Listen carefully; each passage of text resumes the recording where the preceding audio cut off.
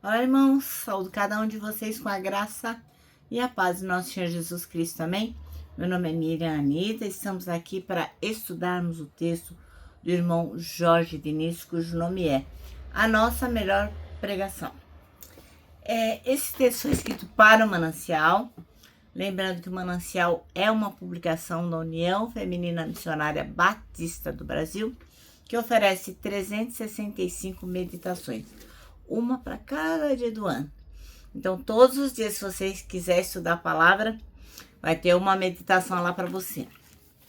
São textos devocionais, escritos a partir de porções da Bíblia, lembrando que a Bíblia é a palavra de Deus, com o objetivo de inspirar, confrontar, confortar, fortalecer e edificar espiritualmente as nossas vidas. São gotas de esperança diárias que promovem transformação e crescimento. Bem, eu não escrevi o texto, quem escreveu foi o irmão Jorge Vinícius. O que eu faço então? Eu leio com vocês e conto aquilo que eu entendi. Lembrando que eu não fiz teologia, eu não fiz nenhum curso assim para falar. Então eu falo na maior simplicidade, aquilo que vai no meu coração, e pode ser que não seja a expressão total da verdade. Por isso que é importante que você leia o texto bíblico, peça orientação ao Senhor e tire as suas próprias conclusões, tá bom? Então, como tudo aqui é feito de modo muito caseiro, assim como as gravações, eu peço que pela sua misericórdia mesmo, pela bondade do seu coração, que você possa se inscrever no canal e principalmente compartilhar. Por quê? Porque aqui nós falamos da palavra de Deus, nós lemos a palavra de Deus e a palavra de Deus nunca volta vazia, tá bom? Então, por isso que eu peço, irmãos, não deixe de compartilhar. E agora vamos orar para que o Senhor nos mostre qual é a nossa melhor pregação, tá bom? Vamos orar? Senhor Deus, nós te agradecemos o privilégio desse encontro, de estarmos aqui, de estudarmos a tua palavra. Ó Pai, que tu possa abençoar cada um de nós que realmente tem o desejo de aprender de ti. E que tu possas nos mostrar qual é a melhor pregação que podemos fazer. Em teu nome, Jesus, que oramos. Amém. Meus irmãos, então hoje leremos João 9, do versículo 18 até o 34, que vai mostrar a reação dos fariseus diante do testemunho do cego que foi curado por Jesus. Eles tentam negar o milagre, eles interrogam os pais daquele homem e, por fim, expulsam o próprio cego da sinagoga. Esse episódio nos ensina muito sobre o que significa a melhor pregação. Bom, o homem não tinha formação teológica, assim como eu, ele também não tinha. Mas ele tinha uma experiência pessoal com Jesus Cristo. Isso foi o suficiente para anunciar a verdade. Então, a melhor pregação, muitas vezes, é simplesmente contar o que Cristo fez em nossa vida, né? Esse é um testemunho vivo. Outra coisa é que, mesmo pressionado, o cego não negou o que havia acontecido. Então, a melhor pregação não depende, de aplausos, mas da fidelidade e da verdade. Então, nós temos que ser fiéis à verdade. Temos que ter coragem diante da oposição. Porque nunca faltarão pessoas que vão querer desanimar a gente de falar a verdade. E aquele homem disse, não sei de nada, mas uma coisa eu sei. Eu era cego e agora eu vejo. Essa frase foi bem curta, mas foi uma das maiores declarações de fé da Bíblia. Simples e poderosa. Quer dizer, a melhor pregação não precisa ser longa, mas clara e autêntica. Então, o foco não estava nele, né? Naquela pessoa que não enxergava, mas em Jesus Cristo. A melhor pregação sempre vai apontar para Cristo, não para o pregador, porque Cristo é o centro de tudo.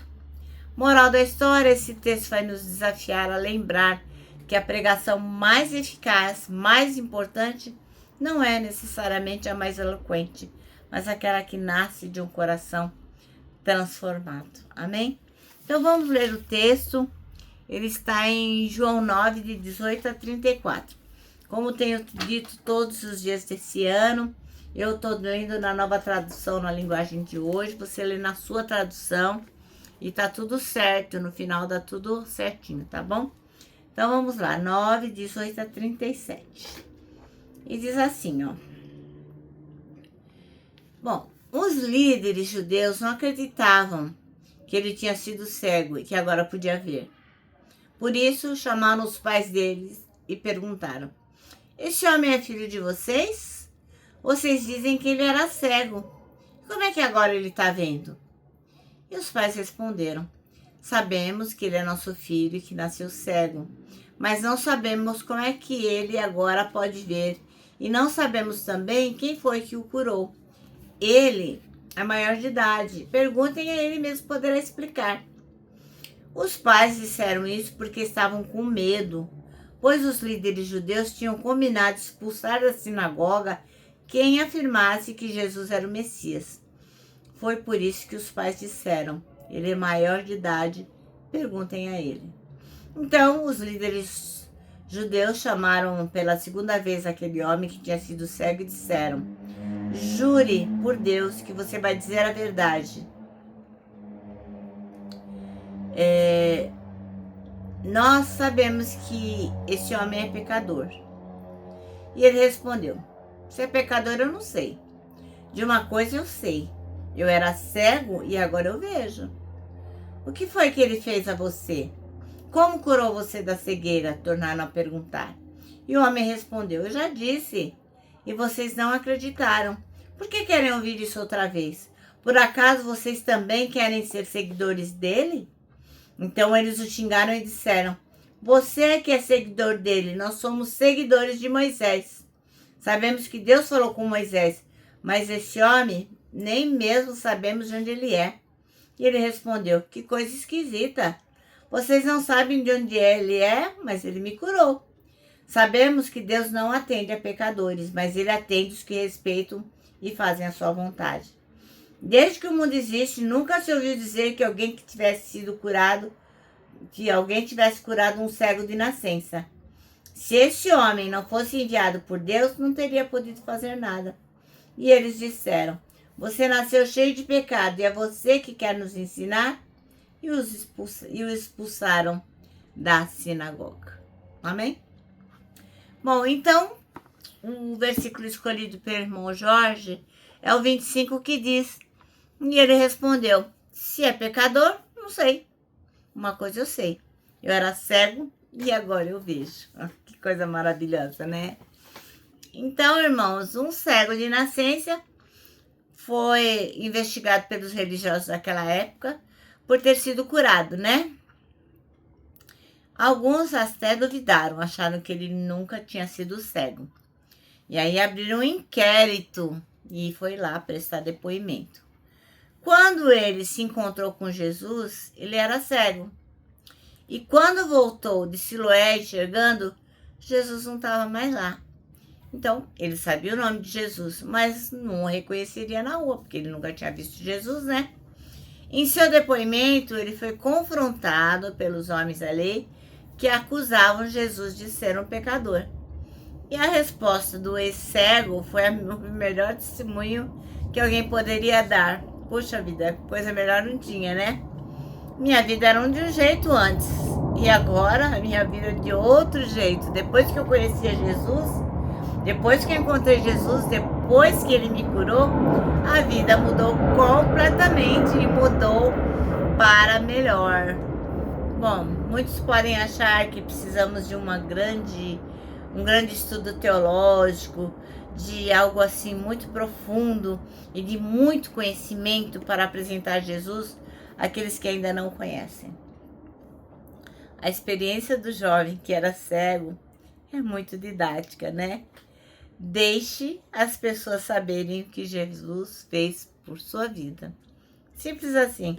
Mesmo que você ainda não entenda assim muito da doutrina, mesmo que você não saiba a Bíblia totalmente, mesmo que você não tenha nenhuma profundidade teológica, nada muito extenso, um mínimo para começar já está lá. Eu sei e posso provar que Jesus transformou a minha vida. Essa é a melhor pregação que pode existir. Amém? Bom, nosso manancial termina assim, ó. O melhor testemunho que você pode dar é deixar que saibam o que Jesus fez na sua vida. Meus irmãos, então agora eu termino deixando aqui meu abraço diário de urso, ó. Lembrando que para nós que sabemos que a nossa melhor pregação é dizer às pessoas que Jesus transformou a nossa vida e viver com pessoas transformadas, para nós, um abraço da super mega, certo? Não deixe de abraçar. Lembra também que temos um versículo para decorar, que é 1 Coríntios 3,16, que diz o seguinte: somos o templo onde o Espírito Santo habita, se move e manifesta a glória de Deus.